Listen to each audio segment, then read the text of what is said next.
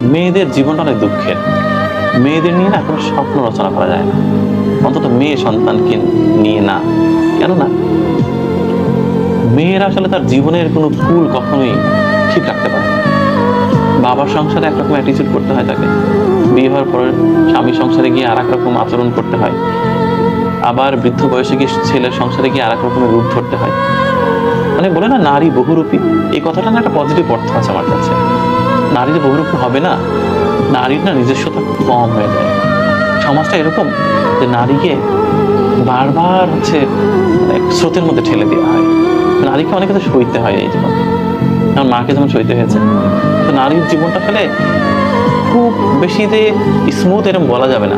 প্রতিটা নারীর জীবনেই খুব যন্ত্রণা, মানে এক একটা স্টেজে এক এক রকমের যন্ত্রণা। এই যন্ত্রণার কোনো সীমারেখা নেই।